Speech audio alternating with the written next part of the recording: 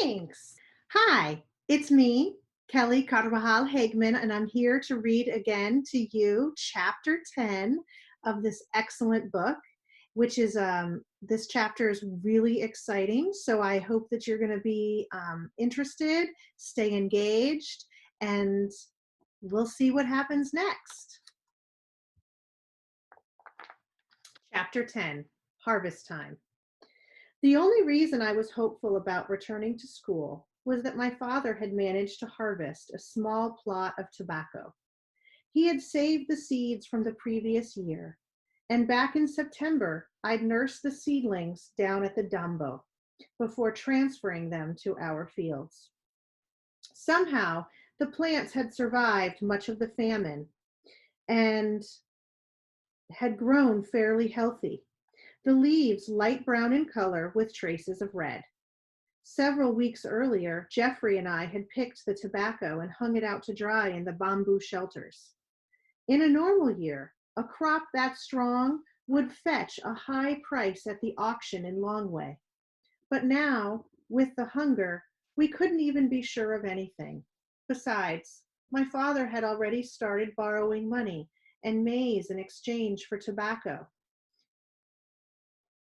once it was ready, which meant that the minute those leaves were dry, we'd have to start settling our debts. On the first day, as the first day of school approached, I was getting indications that things were okay. For one, my father had said nothing to me about staying home due to the lack of fees. In fact, one afternoon, he even handed me a few kachwa to go and buy a notebook and pencils. And my mother had purchased a big bar of Malawa soap, which allowed me to finally scrub the yellow stains from my school shirt. The night before that big day, I carefully ironed my clothes and laid them on a chair right next to my school supplies so that they were ready for the morning. I was so nervous, I stayed awake for hours trying to imagine every detail. What I would eat for breakfast, what I'd look like in my uniform, and how I'd meet Gilbert on the road. I desperately missed my friends and the excitement of the classroom.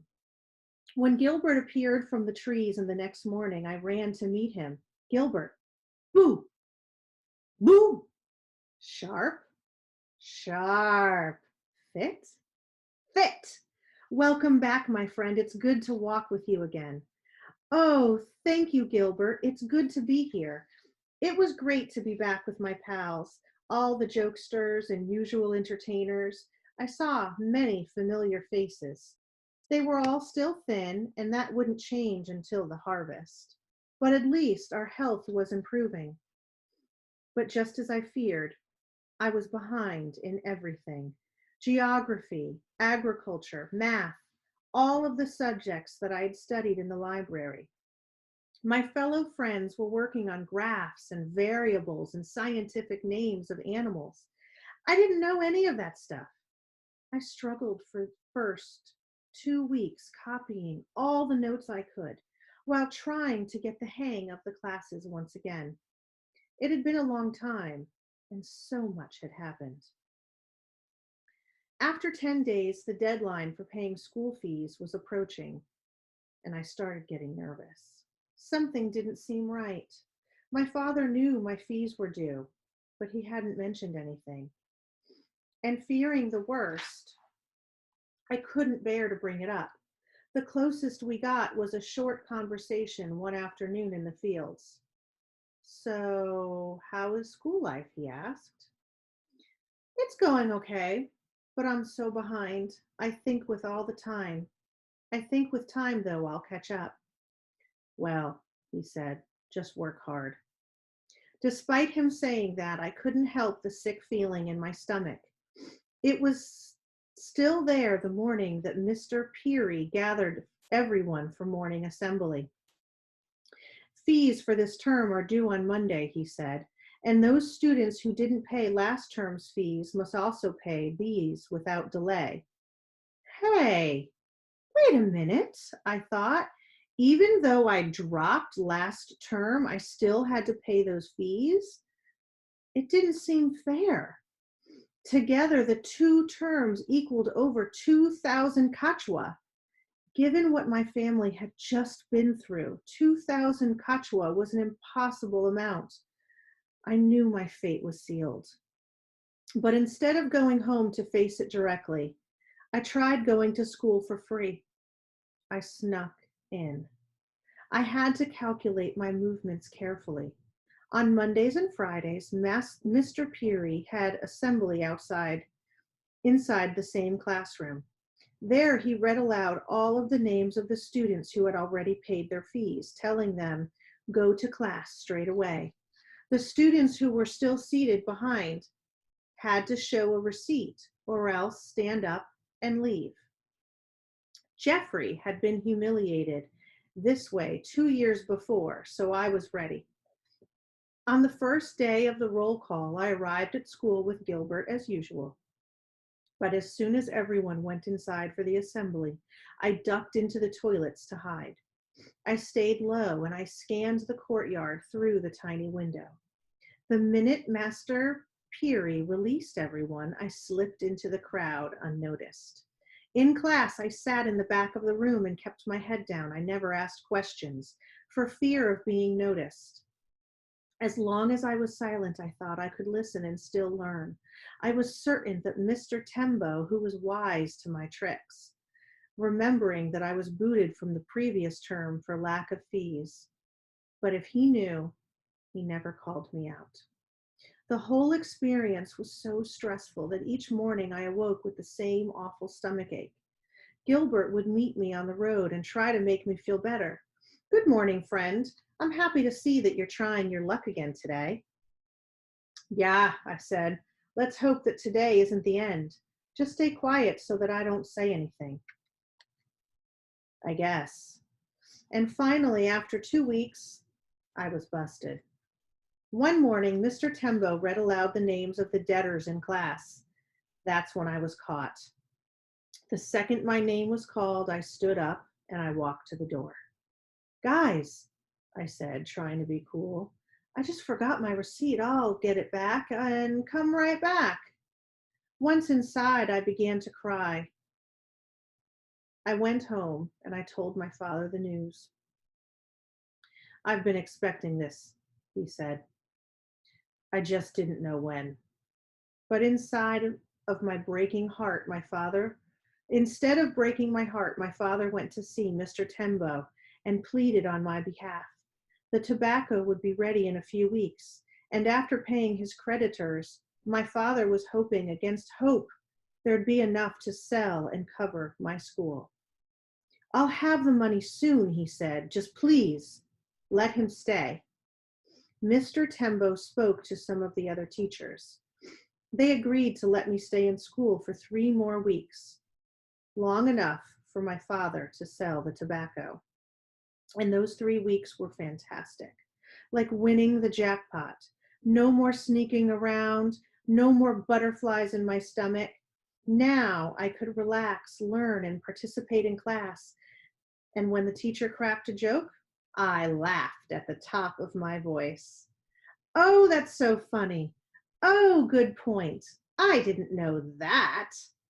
The other students gave me strange looks. "These past weeks, he's been posing as the cool, quiet guy," one said, "but look at him now."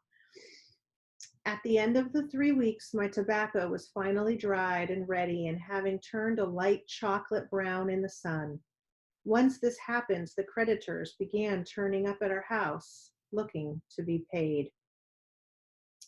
"I've come for my 50 kilos, one said. "Given our early agreement, do you have my 20 kilos?" asked another. By the time the last trader left pushing a bicycle laden with tobacco, all that remained was a 60-kilogram bushel. My father loaded it up into the pickup and drove to the auction holdings limited in Longway, where the buyers only agreed to take 50. After transport costs and government taxes, my father came home with around 2,000 kwacha. It was just enough to pay my school. But there'd be nothing left for the rest of my family. No money for my sister's shoes, no cooking oil, soap, or medicine if someone got sick. Once again, we were broke. My father tried negotiating with Mr. Tembo, but Mr. Peary forbade me to return. He said that his boss, the Minister of Education, was visiting various schools to ensure that their students were paying their fees. If we're caught, we could lose our jobs, said Mr. Tembo. I was sitting in the courtyard when my father returned with the news. I've done my best, he said, but the famine took everything. He kneeled down to face me. Please understand me, son. Pepani qua mimbidi. I'm very sorry. Your father tried. It was too difficult to look at him. Chabuino, I said. I understand. At least with daughters, a Malawian father can hope that they'll marry a husband who can provide a home and food and help them to continue their schooling. But with a boy, it was different. My education meant everything to my father. That night, he told my mother that he'd failed his only son. Today, I let down my entire family, he said. I couldn't blame my father for the famine or our troubles, but for the next week, I still couldn't face him. Whenever I did, I saw the rest of my life. My greatest fear was coming true. I would end up just like him, another poor Malawian farmer digging in the soil, thin and dirty, with hands as rough as timber and feet that knew new shoes. My life would be forever controlled by rain and by the price of fertilizer and seeds. Never by me. I would grow maize, and if I was lucky, maybe a little tobacco. In years when the crops were good and there was a little extra to sell, perhaps I could buy a new set of clothes. But most of the time, there would be hardly enough to eat. My future had been chosen, and thinking about it scared me badly. I wanted to be sick. But what could I do? Nothing, only accept. I had no time to feel sorry for myself. The maize was finally ready in the fields, and my father needed all of our help. As much as I'd waited for this time to come, I entered the harvest with a conflicted heart. Now I knew that I wasn't going to school. I saw the maize rows appeared like the bars of my own prison. I would enter their shadows and the gates would lock behind me. At the same time, my God, we were finally harvesting our food. And really, the harvest was the most fun time of the year, even better than Christmas. It was a time to celebrate all of your hard work, all of the mornings that you woke up at 4 a.m. to dig ridges and pull weeds.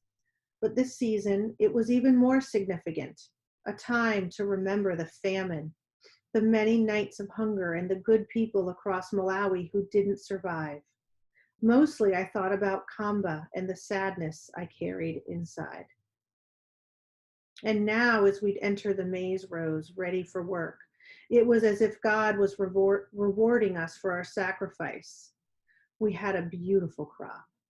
The best in years, my father said. Just look at it. My mother stood beside him, staring across the fields with a smile. I hadn't seen that smile in months. We made it, after all, she said. For the next weeks, we harvested all day, satisfied minds. And at night, we slept like lions with bellies full of food. After collecting the cobs and hauling them home by ox cart, we spent 3 glorious weeks just sitting in the courtyard plucking what we'd grown. We listened to the radio, sang songs, talked about the weather. Life had returned to normal. In storage, our grain sacks were full once again, so many that they reached the ceiling and spilled out of the doorway. Some soybeans from the garden were also ready, which meant we could enjoy regular meals. Slowly, all the weight that we'd lost during the famine had started coming back. "Ay, Papa," my mother would say to my father one night, "you were looking so skinny." My father smiled. "And you, Mama, you're finally coming back to us." But William, I was worried that a strong wind would carry that boy away. We all laughed about it now because it was only during the good times that we could truthfully talk about the bad. Once harvest was over, I was able to return to the scrapyard to collect pieces for my windmill. Walking through the tall grass, I'd see something interesting and pick it up and think, what on earth is this? Only to spot something even better a second later. One day, while poking through the weeds, I found what looked like a four-wheel drive differential, the gears that send the power to the wheels and allow the vehicle to turn. I managed to pry off the casing with my screwdriver and discovered gobs of black engine grease. Every machine needs grease, I thought. I scooped it out into a plastic bag and stuck it into my pocket. That same day, I found a handful of cotter pins left inside of a discarded hubcap. I collected bits of wire, plus some things I'd probably never use: brake pedals, a broken gear stick, and a crankshaft from a small engine. I took them all home anyway. Early on, I realized that one of my biggest, most important pieces, a bicycle, had been sitting under my roof from the start. My father's broken bike had been leaning against the wall of the living room for over a year, collecting dust and dirty laundry. It had no handlebars, only one wheel, and its frame was as rusted as anything in the scrapyard. I'd offered to repair it many times, but my father always gave me the same answer: there's just no money. One day I finally gathered the courage to ask him if I could use it for my windmill. I sat down and explained the entire process and how the bike frame would make the perfect body and be sturdy enough to handle the strong winds. I described how the wind and the blades could act as pedals to spin the wheel and the power for the generator. Electricity, I said, spreading my arms like a magician. Water! My father just shook his head. Son, please don't break my bike. I've already lost so many radios. Besides, one day we'll use that thing. Use it for what? I thought. To ride 5 miles to buy kerosene for the lanterns that make us all sick, when you could have lights for free? Oh, it took so long to convince my father to give up that piece of junk. I must have begged for over an hour. I have a plan, I persisted. Allow me to try. Just think, we could have lights. We could pump water and have an extra harvest. We'll never go hungry again. He considered this while then he finally gave in. Okay, perhaps you're right, but please don't mess it up. I grabbed the bicycle and hurried into my room, where I leaned it against the wall with my other materials. Standing back, I realized how my room had become to resemble the scrapyard itself. All of my windmill pieces, the bicycle, the tractor fan, shock absorber, bearings, sat in a picture-perfect row like in a museum. The rest of the floor, however, was covered with random greasy bits that spilled under the bed and piled behind the door. The room smelled like the inside of a transmission. You never know what you might need, I reasoned. Of course, I forbade my sisters from even entering my room to sweep and mop. I was certain that they didn't appreciate the value of a used muffler clamp or a water pump. But who knows what they might sweep into the dustpan. But Mama told us to clean, they yelled through the door. I'll tell you when it's time, I answered. I'm busy. When I wasn't in the scrapyard, I hung out in the library or in my hammock and read. At this point, my father felt so bad about my schooling that he no longer forced me to work in the fields. This made my sisters jealous. Why does William get to stay home and not us? Doris asked my father one day. Is it because he's a boy and we're girls?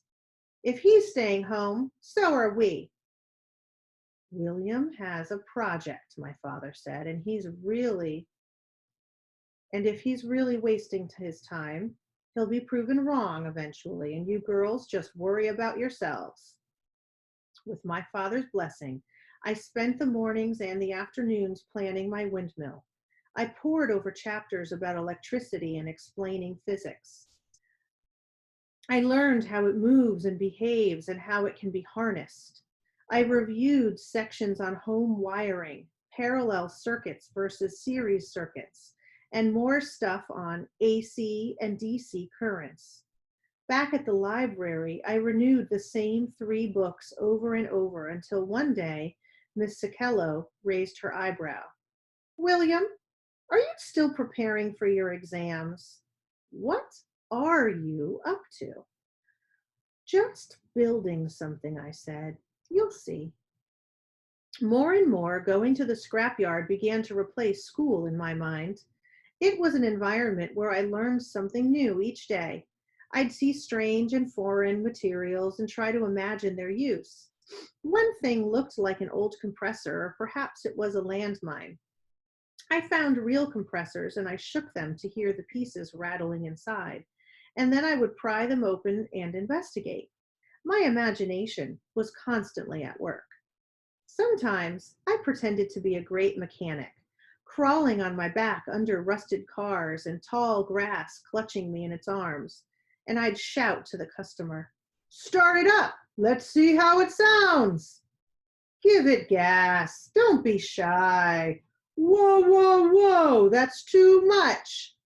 If the engine didn't sound right, I gave it to them straight. "Looks like you need an overhaul, you know.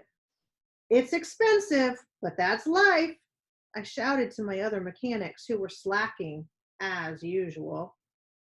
"Peary, today you're doing all of the oil changes."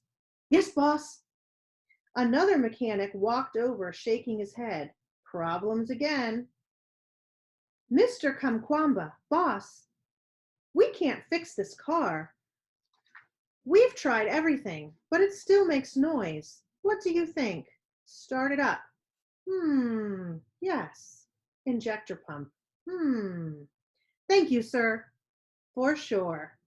I climbed atop the tractors, pressed the ignition button with my foot, and pretended to drive. "Out of my way! Your man Kamkwamba must work." In my mind, I dug ridges in the field, making up for all the days I'd swung a hoe in the sun. Each time, I wished one of those tractors would actually fire up and move. If it did, I'd drag the whole scrapyard home. But no matter how much fun I had, my mood didn't last long.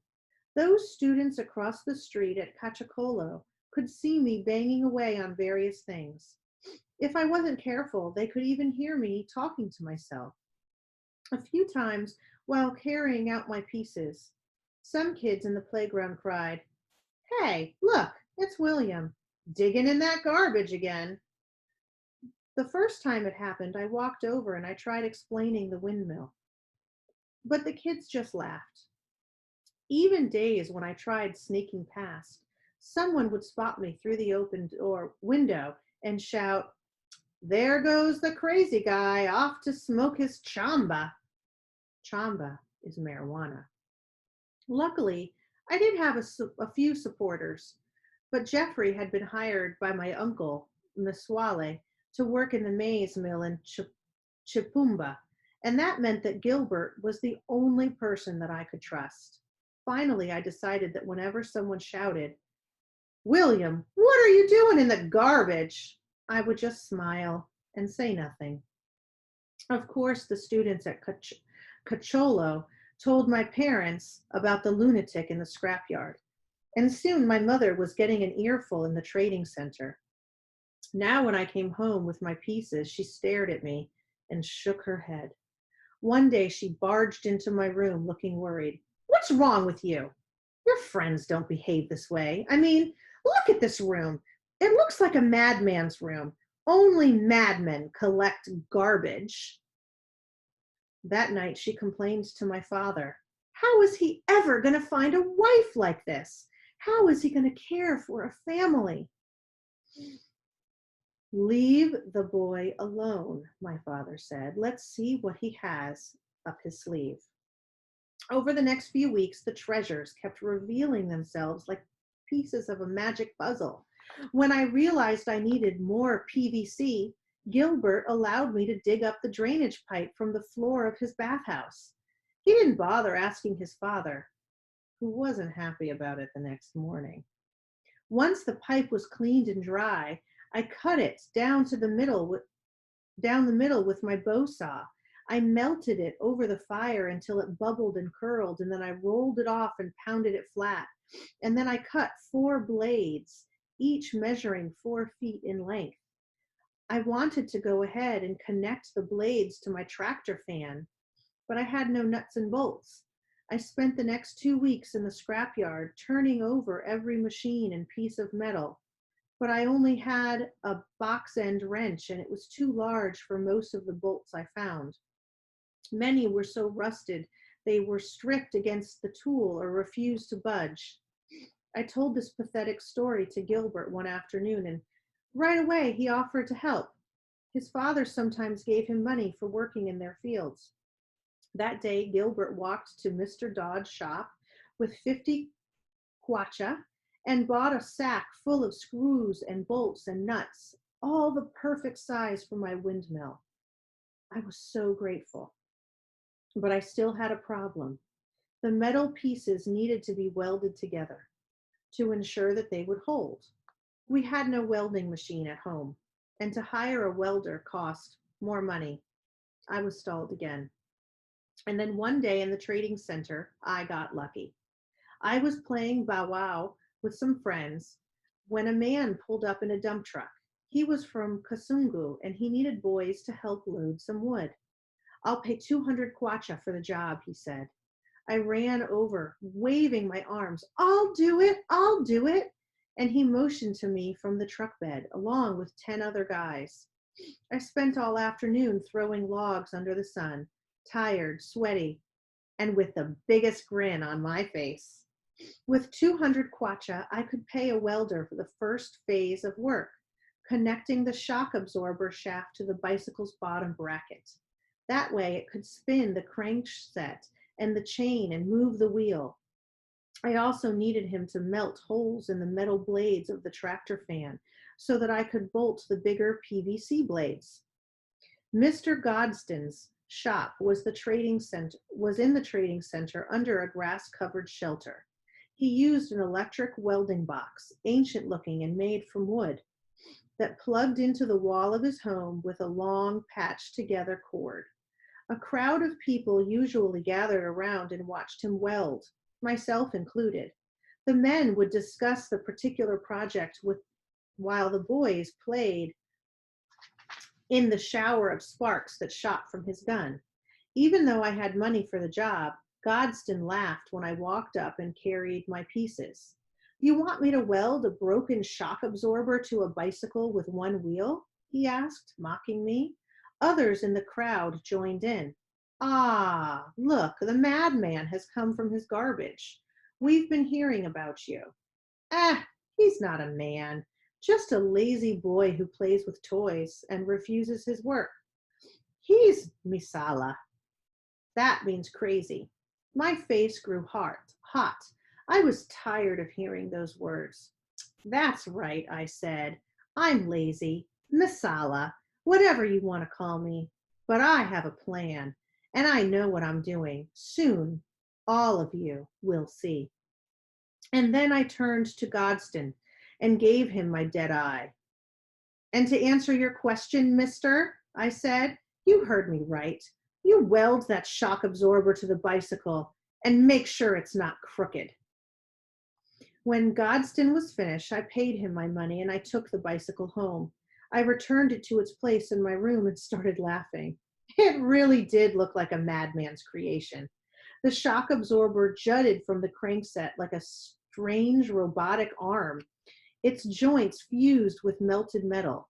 Next to it, my blades leaned against the wall like giant insect wings with their white surfaces, scorched and bubbled like a burned marshmallow.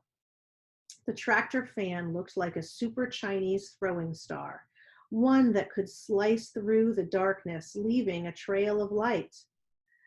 I couldn't wait to put them all together, but once again I was missing something, and it was a big something. I needed a generator. But where in the world was I going to find such an expensive thing? I could wait and try to earn 500 kwacha to buy the dynamo in Dodge shop, but that would take forever. The owner of the dry goods store had hired a permanent team of workers to unload his trucks, and jobs loading wood only came very seldomly. So I went back to the scrapyard. I spent the next 3 weeks shifting through the grass like a bomb-sniffing dog, turning over every piece of metal in hopes of uncovering a generator I may have missed, or at least an alternator. Hadn't I seen several of those? Well, it turned out that I wasn't the only one looking for such things. Some younger boys from the trading center had also discovered the importance of electric motors, but instead of using them for science, they were just stripping out the wire to build toy trucks. I caught them one day as I entered the yard and I shouted, "Hey, you!" But they took off running. Maybe they heard stories about the madmen and feared for their lives. Anyway, when I got to where they'd been standing, I found a perfectly good motor stripped of its wires. It lay there dead in the grass, like one of those poached elephants missing its trunks. I began to fear my windmill would never get built. Worse, over the next month, it seemed like every dynamo in central Malawi came out to taunt me. I saw them on bicycles everywhere, and most of the time they were broken, not even attached to a bulb. I'd think, God, what a waste. Give it to me and I'll show you how to use it. Others worked perfectly and shot fat beams of light down the dark roads at night.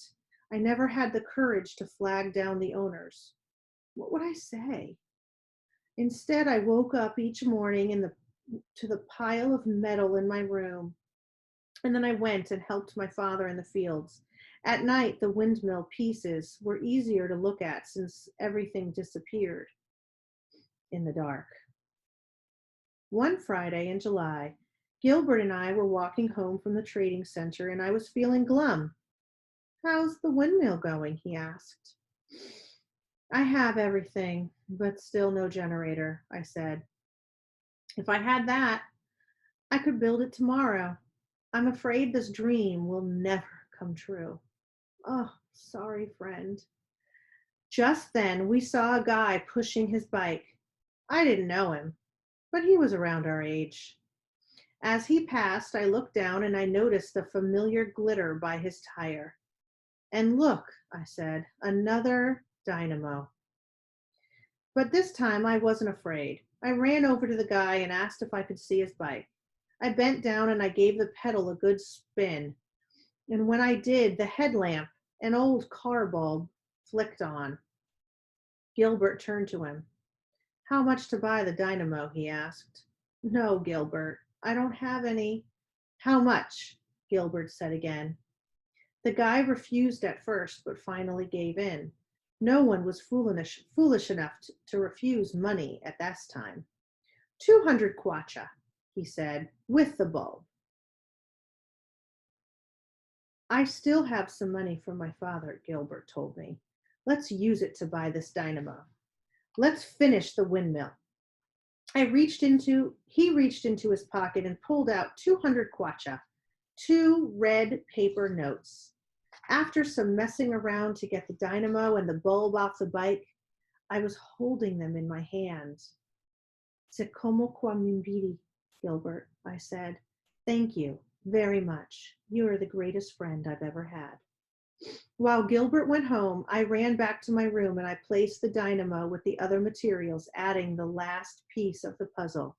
The moment I laid it down, a magnificent gust of wind blew open my door and spun a cyclone into my room.